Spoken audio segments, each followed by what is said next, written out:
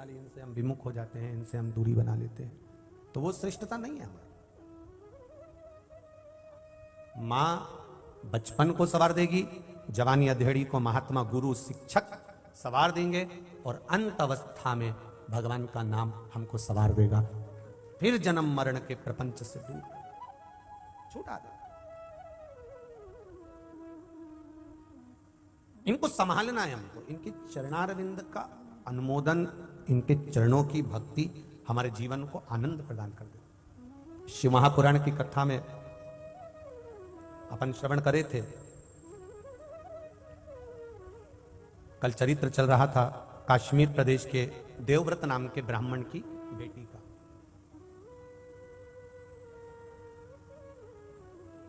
कौन सा जन्म मिला उसको? स्वान, एक कुतिया का जन्म मिला उसको। कितना दुखी होगा वो पिता, जो भस्म मस्तक पर लगाकर, चंदन मस्तक पर लगाकर और अपनी बेटी को देख रहा है कि मेरी बेटी का जीवन क्या गया। बहुत मेरा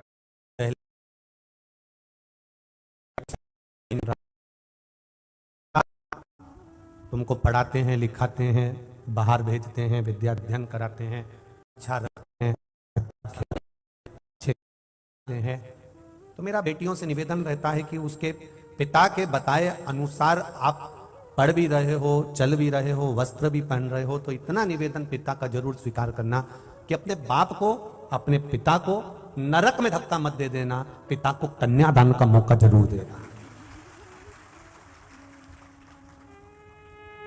अपने पिता को कन्यादान का मौका दो। देवव्रत ब्राह्मण की कथा कर रही है कि बेटी गलत जगह चली गई,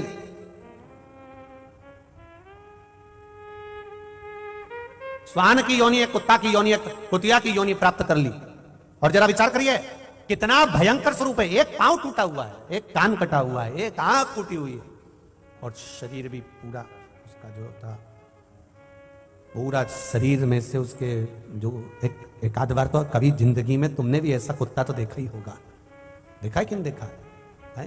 तो उसके शरीर से पूरे बाल झड़ गए, कहीं कहीं उसको छीटा छीटा पड़ गया, पूरे बाल झड़।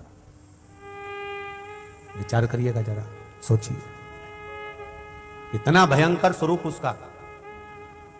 बाप का मन नहीं दुखेगा, पिता का मन नहीं दुखेगा, पिता का हृदय नहीं रोएगा, पिता का मन नहीं रोएगा। बेटी के लिए कितना सोचता है पिता, कन्यादान की पूरी तैयारी कर लेता है, बेटी का जन्म होता है तो थोड़ा पैसा जोड़ना चालू कर देता है, रखना चालू कर देता है, साड़ियां रखता है, रकम बनवाता है, सामान रखवाता है, पूरा सामान जोड़ जोड़ के पिता रखता है, संभाल के।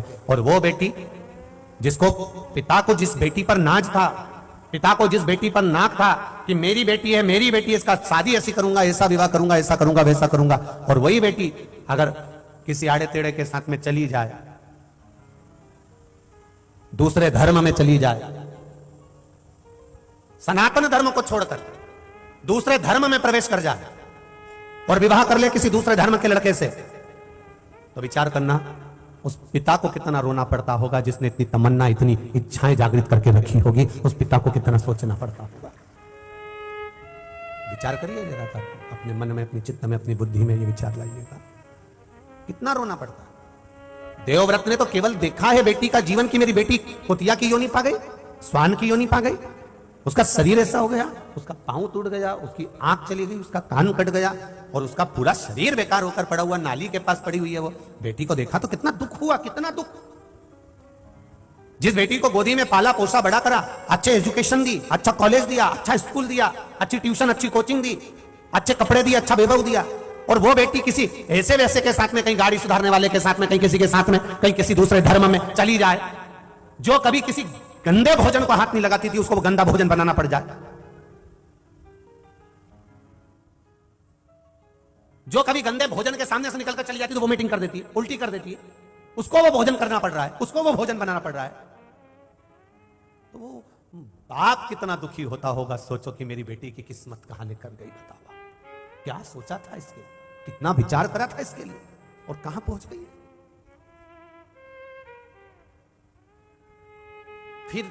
फिर से कहूंगा एक बात, फिर ध्यान देना, वक्ता और वक्त दोनों समझाते हैं। वक्ता से समझ गए तो बुरा वक्त नहीं देखना पड़ेगा, और अगर वक्त ने समझाया तो रो रो के समझाए। वक्ता और वक्त दोनों समझाते हैं। वक्ता व्यासपीठ पर बैठकर समझाएगा, वक्ता माइक पकड़कर समझाएगा, वक्ता गादी पर बैठकर समझाएगा कि तुम्हारा बुरा वक्त ना आ जाए। इसलिए वक्ता के कहने पर अगर तुम सबर गए, सुधर गए, तो तुम्हारी जिंदगी सुधर गई। नहीं तो तुम वक्त का इंतजार करोगे तो वो वक्त तुमको ऐसा सुधारेगा कि ना बाप के घर जा पाओगे, ना किसी के पास जाके रो पाओगे। उसको समझो, उसको संभालो। विचार करिए जरा अपने विचार उसका।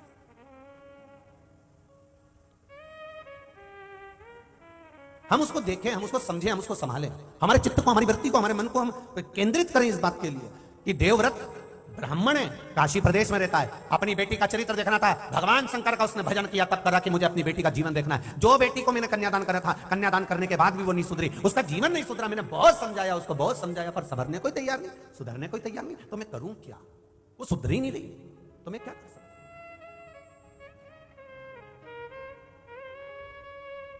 अब जैसे ही भस्म लगाया, चंदन लगाया और देख लिया कि मेरी बेटी को कुतिया का जन्म मिला है, स्वान का जन्म, और वो स्वान भी ठीक नहीं।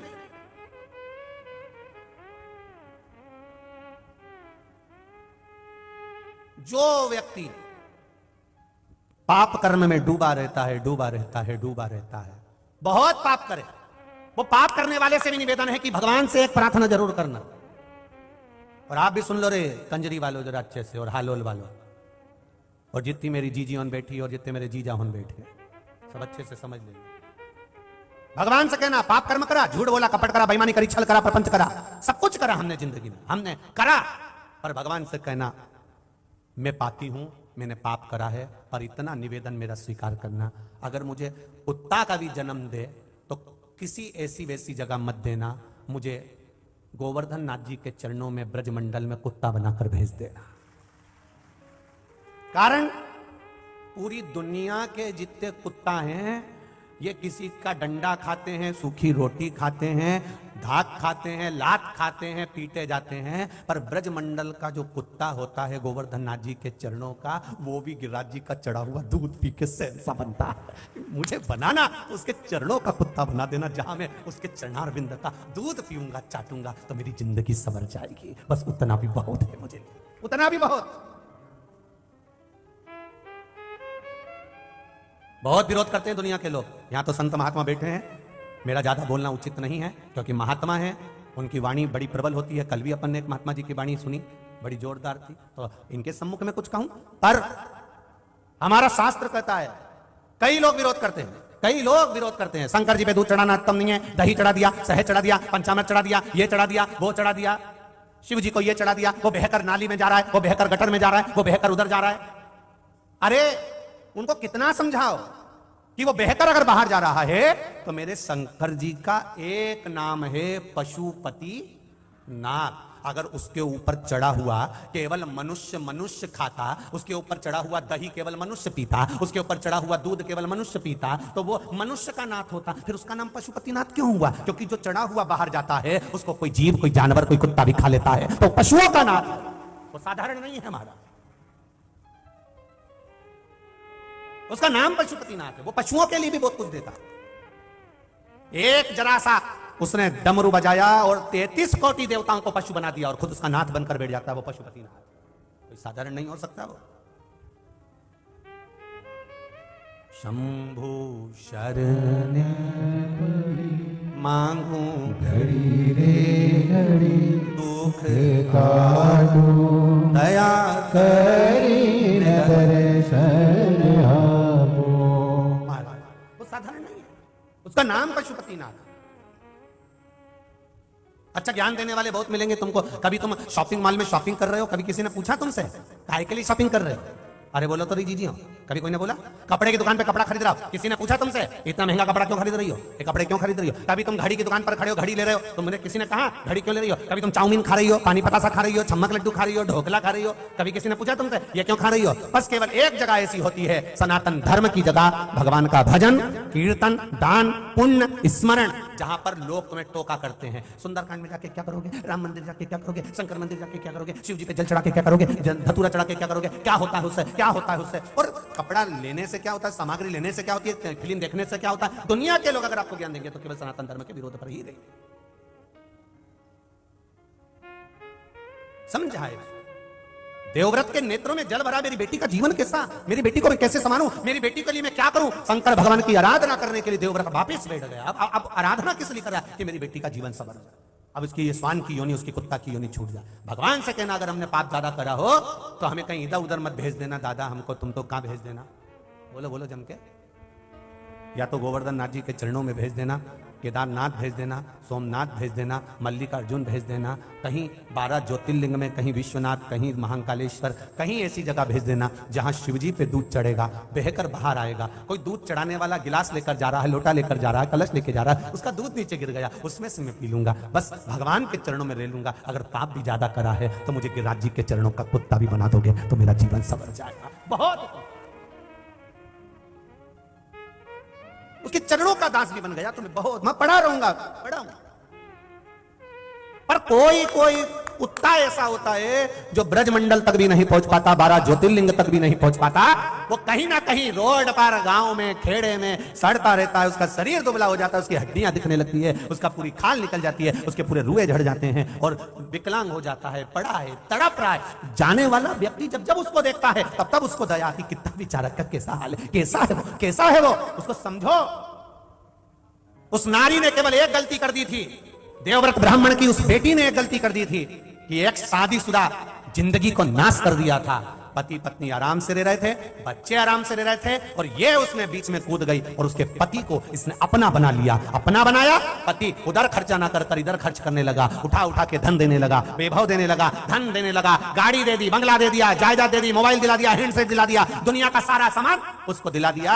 अब उसने मनुष्य की देह में तो भोग कर लिया, मानव के शरीर में तो भोग कर लिया, खूब कटे हुए सेवफल का मोबाइल चलाया, खूब चलाया कटे हुए सेवफल का मोबाइल, क्या बोलते हैं उसको, हाँ समझ जा, बस तुम उत्ते में समझ गए, खूब चलाया। तगड़ी भी पहनी, आधा किलो चांदी की, पांव में पायल पहनी चांदी की, क्योंकि वो दे रहा था, जिसने अपनी पत्नी को नहीं दिया तेरे को भर दिया, पूरा उठा उठा कर। बच्चे भूख से बिलबिला रहे हैं, बच्चे तड़प रहे हैं, पापा स्कूल में फीस जमा करना है, पापा ट्यूशन की फीस देना है, मेरे पास नहीं है, मम्मी से ले ले, और वो दूसरे के बच्चे के फीस भरने चल रहा है। वो कह रही है यहां बैठ जाओ, वहां बैठ गया, वहां बैठ जाओ, वहां बैठ गया। समझ लेना, जो नारी और जो पुरुष ऐसी स्थिति में रहता है तो उसको समझ लेना चाहिए कि तेरा क्या होगा रे कालिया, समझ। बस ये जो तुम्हें रोड पे खजियारा कुत्ता मिले ना, उसका फोटो खींच लेना, और फोटो खींच के एक बार व्हाट्सएप पे वायरल कर देना और नीचे लिख देना तेरा क्या होगा रे कालिया। बस जिसने शिव पुराण सुनी होगी उसको ये, और मेरा निवेदन आपसे ये, कथा आपको थोड़ा ना थोड़ा, इस कथा को थोड़ी सी क्लिप काटकर जनमानस तक पहुंचना चाहिए। कई लोगों के घर बच जाएंगे, कई लोगों के घर सुधर जाएंगे, ये क्लिप जनमानस तक पहुंचना चाहिए। क्या होगा तेरा, ये कुत्ते का जन्म, कुत्ता भी बनता तो अच्छा बनता। कोई कोई कुत्ता इतना अच्छा रहता है कि 4 व्हीलर गाड़ी में घूमता है, बोलो रे कंजरी वालों, सही है। कोई कोई कुत्ते की किस्मत इतनी अच्छी रहती है कि घर का व्यक्ति अपने बच्चे को कभी छीछी नहीं कराता पर कुत्ते को कराता है, ये तो कुत्ते की किस्मत है, ये तो उसकी किस्मत। कोई कोई कुत्ता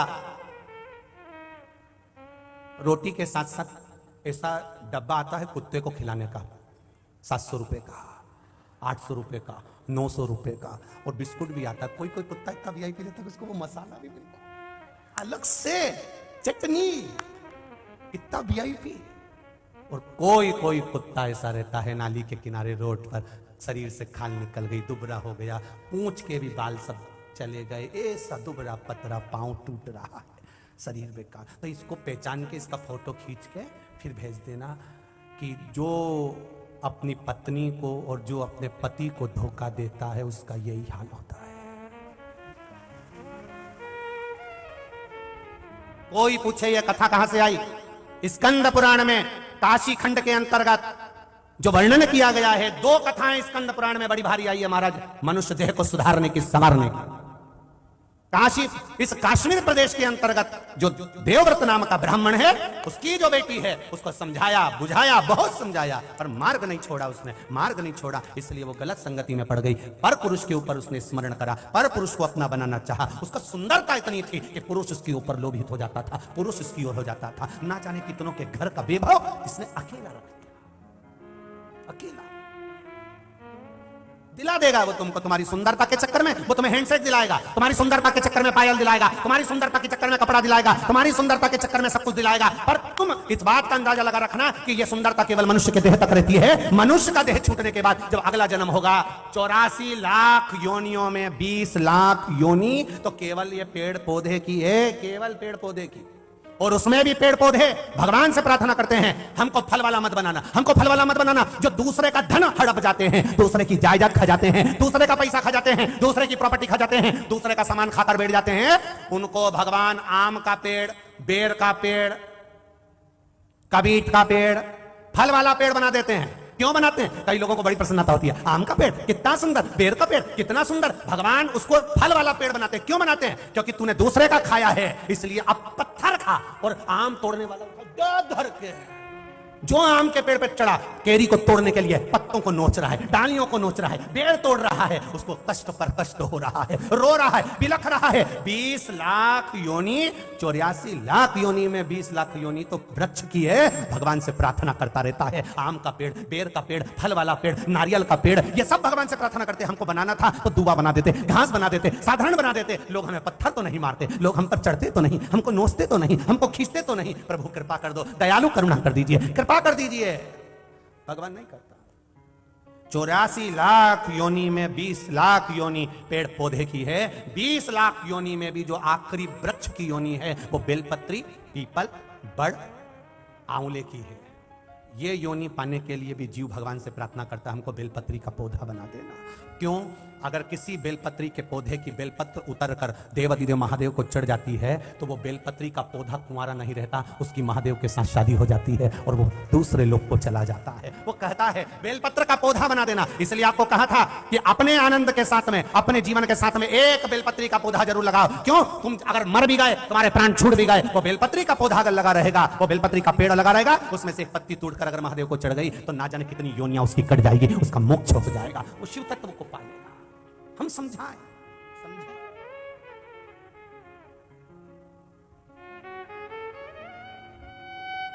मत बुरा कर्म कर वरना पछताएगा, भगवान की आंखों से तू बच नहीं पाएगा, तू बच नहीं पाएगा।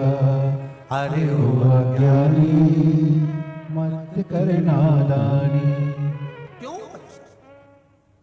विचार करो, हमारे इस योनि में, हमारे इस जीवन में कितनी विचित्रता है।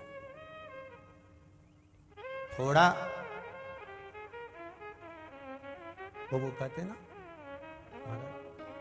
शिव के सिवा कहीं दिल ना लगाना, शिव के सिवा कहीं दिल ना लगाना, नहीं तो पड़ेगा तुझे आंसू बहाना, शिव के सिवा कहीं दिल ना लगाना, वरना पड़े आंसू बहाना।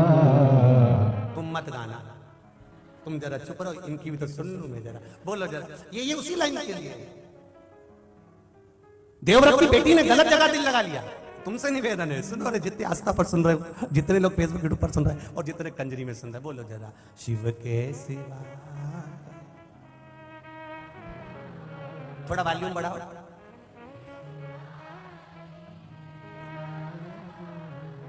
वरना पड़ेगा तुझे,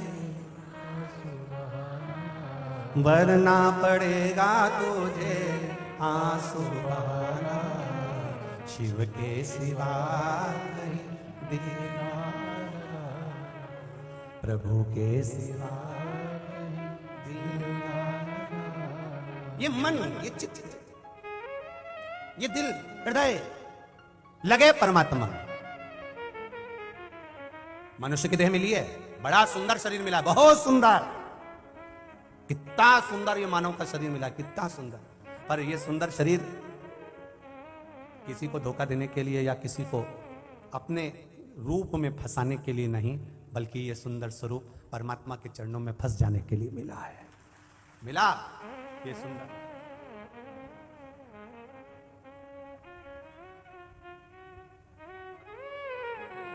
कितनी सुंदर मां यमुना, कितना सुंदर उसका भाव।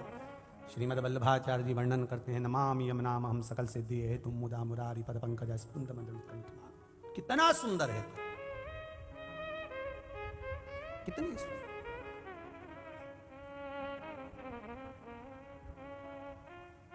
महाराज यहां तक दुनिया के लोग कहते हैं सुंदरता आपकी ही नहीं, मेरे परमात्मा की भी सुंदरता सुंदरता। कई लोग कन्हैया को कह देते थे, ओ नंद लला, ओ नंद लला, जो तुम होते नंद लली तो गले कट जात करोड़न। अच्छा हुआ नंदराय जी तुम्हारे घर में इतना सुंदर छोरा हुआ, इतनी सुंदर छोरी हो जाती तो आधे तो बावड़ी में डूब के मर जाते इसके चक्कर में। इतना सुंदर है मेरा कृष्ण, मेरा राम, मेरा शिव। 33 कोटि देवी देवताओं में भी सबसे ज्यादा सुंदर है मेरे देवाधिदेव महादेव।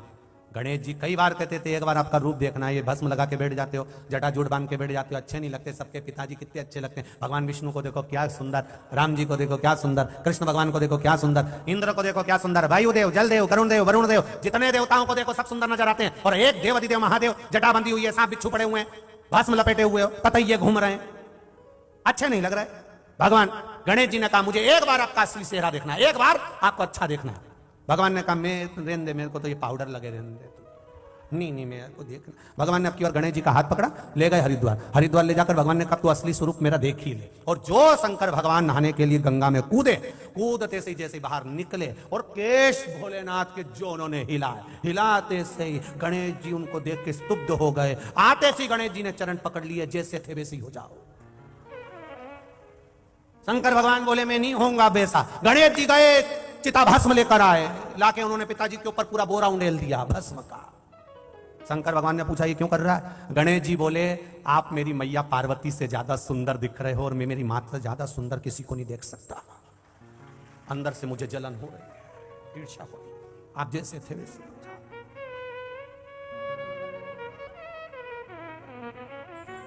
कितनी कृपा, कितनी दया मेरे भोलेनाथ जी ने कि मेरे सारे देवता अच्छे दिखे, इसलिए महादेव भस्म लगा के बैठ जाते हैं। ततैया वतैया पास में रख लें। उन्होंने कहा इंद्र के पास जाओ, भगवान विष्णु के पास जाओ, ब्रह्मा जी के पास जाओ, वरुण गरुण के पास जाओ, मेरे पास मत आओ। इसलिए उन्होंने कैलाश धाम पर जाकर बैठ गए। कैलाश धाम पर वो भी ततैया लटका के, बिच्छू लटका के, नाग बगर गले में धारण कर मृगछाला पहनकर, कोई मतलब नहीं किसी से। चलो जब मेरे पास मत बैठो। आज भी राम मंदिर में बैठने की जगह होती है, कृष्ण मंदिर में बैठने की जगह होती है, देवी के मंदिर में बैठने की जगह होती है, सारे देवताओं के मंदिर में बैठने की जगह होती है, पर शंकर जी के गर्भगृह में बैठने की जगह नहीं होती। क्यों? लोग इतना पानी ढोल के जाते हैं कि साड़ी भी बचा के चलना पड़ता है। महादेव कहते हैं मेरे पास बैठ के टाइम बर्बाद मत करो, अपने घर जाओ, चलो यहां से बस लोटा चढ़ाओ और अपने घर जाओ। तो किसी ने पूछा महादेव जी आपके पास में समय क्यों नहीं है? महादेव बोले मैं खुद राम नाम जपता रहता हूँ, कृष्ण नाम जपता रहता हूँ, तुम भी जपो, अपने घर जाओ, टाइम काय को बर्बाद करते हो? पूरे दिन भर में 24 घंटे में एक लोटा जल लेकर, बस ज्यादा समय नहीं लगता एक लोटा जल चढ़ाने में, लगता है क्या? अरे बोलो तो जमके, नहीं लगता। एक लोटा जल चढ़ाने में कोई समय नहीं, लोटा भर के अपने घर से ले गए, हर महादेव, और लोटा लगाया, बाकी झेला, चल दिए पुनः। और बचा कुचा था, कोई नहीं देखे तो 3-4 बेलपत्री उठा लोटे के अंदर रख के और ले गए। और नहीं तो फिर वैसे तो आज के समय में शंकर जी के मंदिर में बेलपत्री मिलना बहुत कठिन काम। पहले के समय में जैसे कोई अच्छा व्यक्ति ढूंढना कठिन था, वैसे शंकर जी के मंदिर में बेलपत्री ढूंढना कठिन काम हो गया, बहुत कठिन। जो जाता है, एक कोई चढ़ा के जाता है, दूसरा पहले उठा के धर लेता, दूसरा चढ़ा के गया, तीसरा पहले उठा के धर लेता। कितनी खुशी होती होगी कितना प्रसन्नता होती होगी। जिन शिव मंदिरों में लोगों के जाले नहीं निकलते थे, उसमें कुत्ते बैठे रहते थे, धूल पड़ी रहती थी, आज उस शिव मंदिर में लोग जल चढ़ाने के लिए लाइन लगाएं, इससे बढ़कर कोई सौभाग्य नहीं, उससे बढ़कर कोई खुशी नहीं। ना कोई ढोंगे, ना कोई प्रपंच, ना बेल है, ना भभूति, केवल शंकर भगवान के नाम का गुणगान है, शिव का स्मरण है, केवल शिव का, और कुछ भी। कर सेवा तू लगन लगाकर, मन में सच्चा भाव जगाकर, ही की आंखें खोलो रे अब वल्लभ के। महाराज नेत्र की खुल जाती, रो रहा, बेटी की जिंदगी कैसे सवरे, जो बेटी इतनी गलत दशा में पहुंच गई, उस बेटी का जीवन कैसे संवारा जाए। विचार करा क्या करा जाए। शिव की आराधना में वापिस डूब गया, वापिस देवव्रत फिर डूब गया।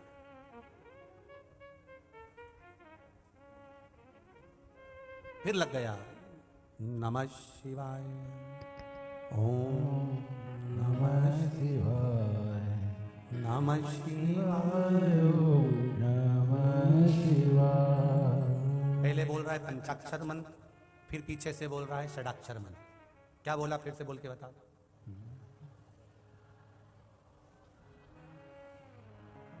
नमः ओम, पहले कौन सा मंत्र आ गया, पंचाक्षर। इसके बाद में जैसे ही बोला ओम नमः शिवाय, आ गया षडाक्षर। फिर इसके पीछे आ गया, वापिस बोलो, एक बार फिर से बोलो, नमः ओम नमः शिवाय, नमः शिवाय, नमः शिवाय। महाराज जैसे माताएं मंगलसूत्र पहनती है तो 4 काला दाना है या 2 काला दाना है, उसके बाद में 1 सोने का, फिर 2 काला, फिर 1 सोने का, फिर 2 काला, फिर 1 सोने का। किसी ने पूछा ये मंगलसूत्र में काला दाना क्यों होता है, लाल दाना क्यों होता है, सोने ही सोना क्यों नहीं होता? तो कहा महाराज ये काला दाना पति को बुरी नजर से बचाकर रखता है और मेरा बनाकर बुरी नजर से।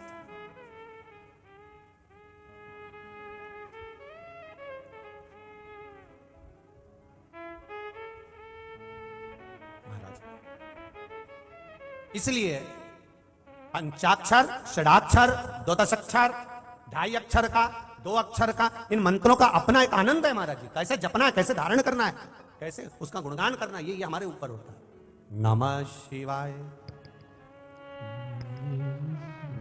नमः शिवाय, ओम नमः शिवाय, नमः शिवाय, ओम नमः शिवाय, नमः शिवाय, ओम नमः शिवाय। करा गुणगान, करा स्मरण, करा भजन, कर। लग गया पीछे, शिव मंदिर से बाहर निकला, बेलपत्री के वृक्ष के नीचे जाकर बैठ गया। देवव्रत बेलपत्र के वृक्ष के नीचे बैठा।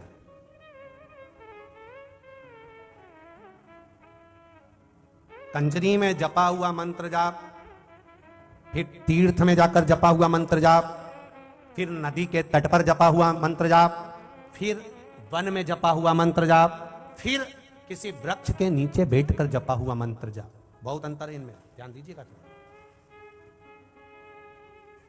सभी लोग आस्था चैनल पर कथा सुन रहे हैं, घर घर में कथा चल रही है, प्रत्येक घर में कथा चल रही है, करोड़ों लोग कथा को सुन रहे हैं।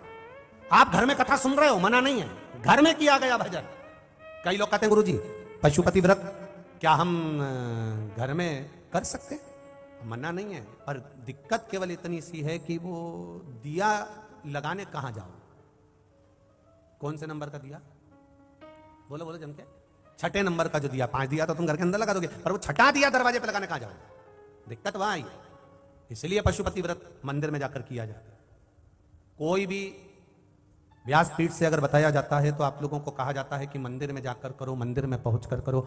मंदिर में जाकर करो क्यों? क्योंकि घर में जो शिवलिंग होता है उसकी आराधना, उसकी पूजन केवल आप अकेले करते हो या घर के लोग करते हैं, और मंदिर में जो शिवलिंग रहता है उसकी आराधना कोई किस भाव से आ रहा है, कोई किस भाव से आ रहा है, उसकी आराधना वो उस भाव से करता है। इसलिए मंदिर के शिवलिंग का जो तपबल है, हमारे यहाँ कहते हैं कि मंदिर का शिवलिंग, फिर वन का शिवलिंग, नदी के तट का शिवलिंग। जैसे अभी आपको कहा कि भजन का बल कंजरी में कर रहे हो, फिर राम मंदिर के अंदर बैठकर कर रहे हो, फिर राम मंदिर के बाद में वन में कर रहे हो, वन के बाद में किसी नदी के तट पर कर रहे हो, नदी तालाब के तट के बाद में फिर किसी जंगल में कर रहे हो, जंगल के बाद में किसी वृक्ष के नीचे बैठकर कर रहे हो। उस तपबल का स्थान देखा जाता है कि तपबल किस जगह का।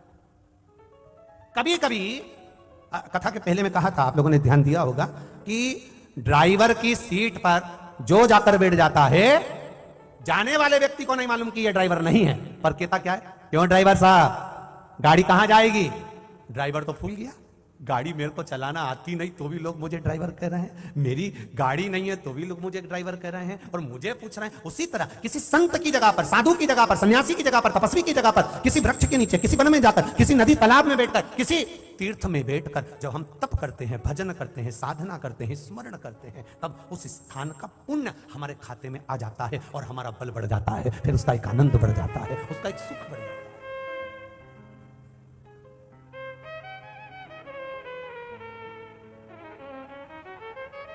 वो बढ़ जाएगा।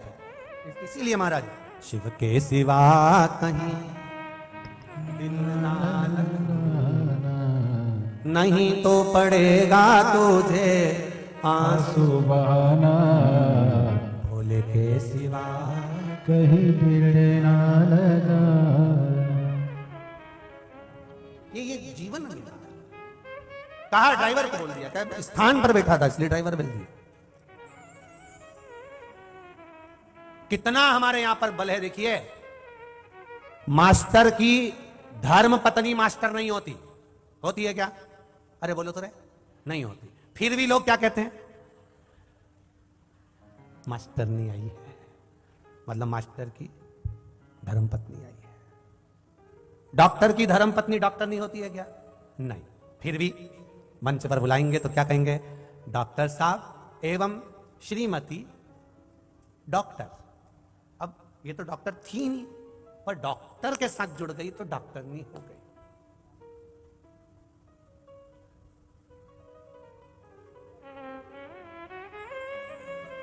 ये जुड़ने से बहुत फर्क पड़ता। आप कहां जुड़े हुए हो इसका बहुत फर्क पड़ता, बहुत।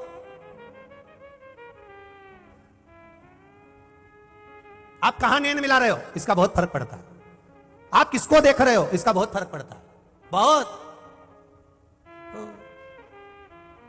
एक बार तुम मंदिर में जाकर भगवान को एक टकटकी लगाकर देखना, भगवान को एक टकटकी लगाकर देखते रहना, देखते रहो, देखते रहो, देखते रहो, देखते रहो, देखते रहो, बस उसी को देखते रहो। लोग आते जाते तुमको क्या कहेंगे, कितना धर्मात्मा है, भगवान का कितना भक्त है, भगवान को कैसे निहारता रहता है, दिन भर देखता रहता है। और ऐसी टकटकी लगाकर तुम ये कंजरी की रोड पर खड़े होकर गाड़ी पे और कोई छोरी जा रही और डीकरी,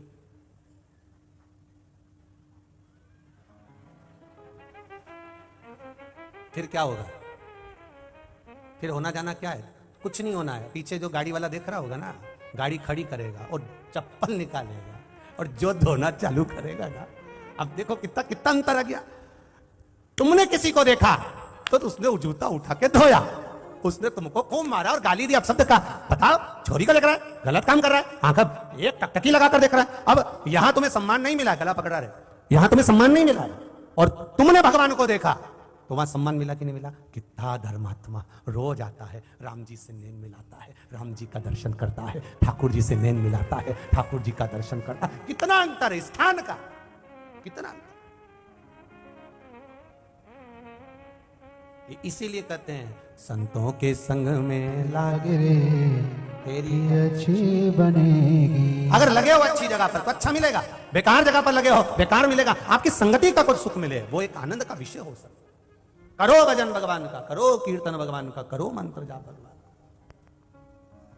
और जब उस मंत्र जाप में, उस कीर्तन में, उस स्मरण में हम भगवान की भक्ति में जब डूब जाएं तो उसका एक आनंद फिर प्राप्त हो जाता है, फिर मिल जाता है। महाराज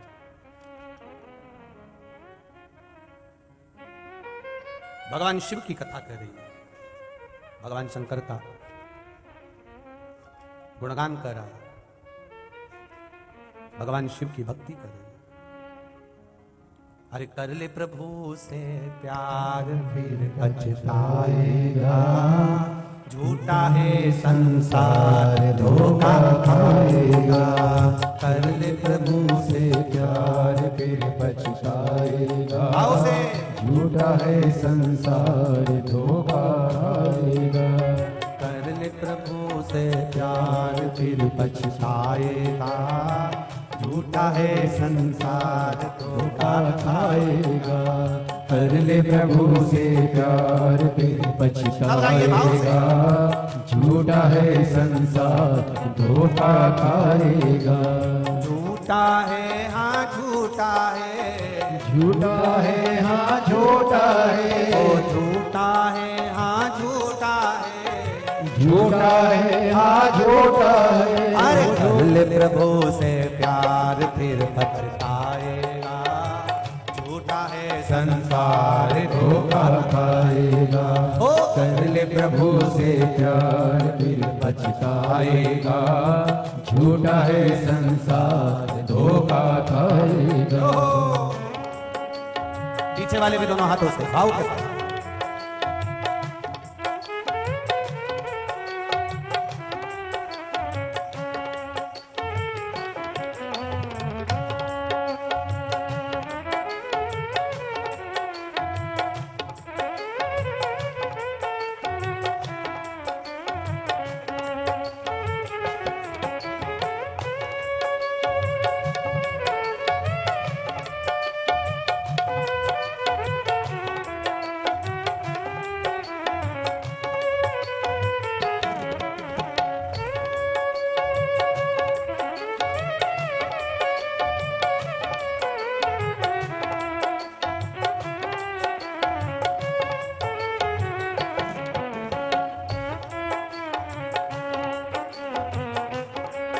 भाव से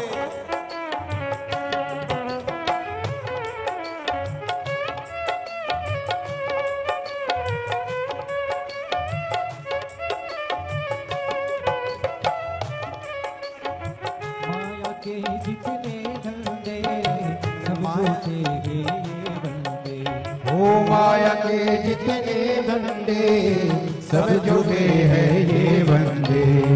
उनके तने उजले गंदे अखियों से बिल्कुल अंधे, उनके तने उजले गंदे अखियों से बिल्कुल अंधे। नजर का आएगा, झूठा है संसार धोखा खाएगा। कर ले प्रभु से प्यार फिर पछताएगा, झूठा है संसार धोखा खाएगा। हाँ झूठा है संसार धोखा खाएगा, झूठा है संसार धोखा खाएगा। ओ झूठा है संसार धोखा खाएगा, झूठा है संसार धोखा खाएगा। अरे कर ले प्रभु से प्यार फिर पछताएगा, झूठा है संसार धोखा खाएगा। ओ कर ले प्रभु से प्यार फिर पछताएगा, झूठा है संसार धोखा खाएगा। राधे हरि बोल। बड़े आनंद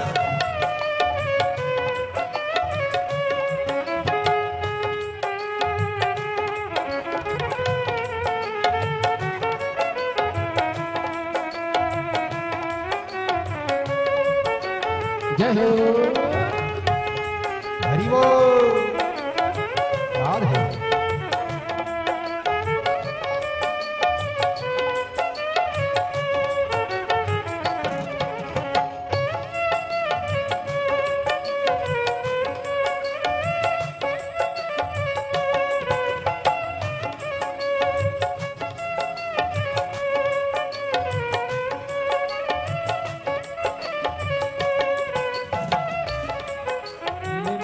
गुरु का देना दिनचर्या यहाँ पर रहना।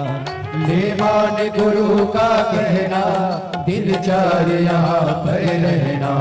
सुख दुख सबको है सहना पर हरि भजनों में रहना।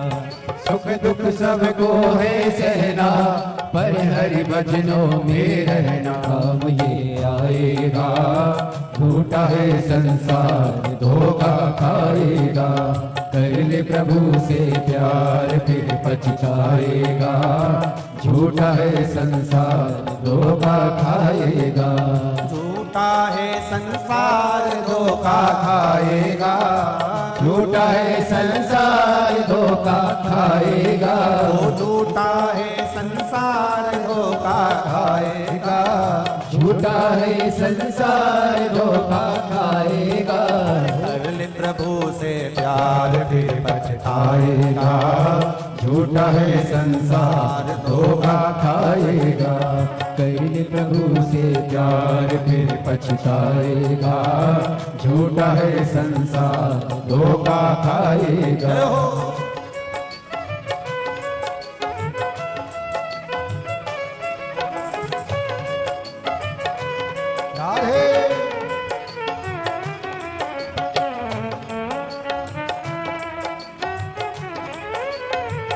हरि बोल।